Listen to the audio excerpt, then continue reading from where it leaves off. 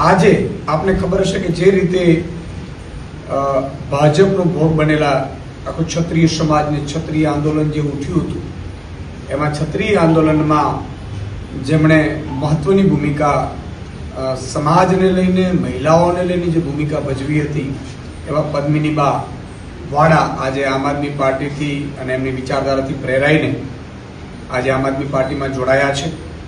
હું એમને આવકારું છું. એમના મિસ્ટર પણ આજે આમ આદમી પાર્ટીમાં જોડાયા છે.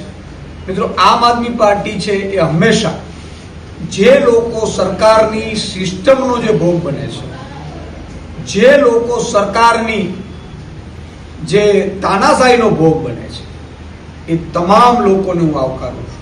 આપે જોયું હશે કે જે રીતે 2024ની ચૂંટણી હતી, ક્ષત્રિય આંદોલન ચાલતું હતું, ત્યારે ક્ષત્રિયાણીઓને કઈ રીતે ભાજપે પોલીસ દ્વારા પકડાવીને ટીંગાટોળી કરાવડાવી હતી, એનો બદલો લેવાનો સમય આવી ગયો છે આગામી સ્થાનિક સ્વરાજ્યની ચૂંટણીમાં, જેના ભાગરૂપે આજે માનનીય પદ્મિનીબા વાળા જોડાયા છે.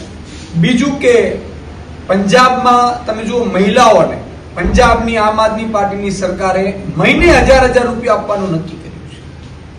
એટલે કે ઘરમાં 3 મહિલા 18 વર્ષથી ઉપરની હોય તો મહિને 3000 રૂપિયા અમને મળવા પાત્ર થાય છે. તો આ પણ એ ગુજરાતની કરોડો મહિલાઓ માટે એક ઉમ્મીદ છે, ખાસ કરીને ગરીબ, આર્થિક રીતે નબળા અને મધ્યમ વર્ગ માટે. એટલે એમનામાંથી પ્રેરાઈને પણ આજે પદ્મિનીબા જોડાયા છે. હું એમને આવકારું છું અને આગામી સમયમાં વધારે મહિલાઓ એમની આગેવાનીમાં આમ આદમી પાર્ટીમાં જોડાશે, મને વિશ્વાસ છે.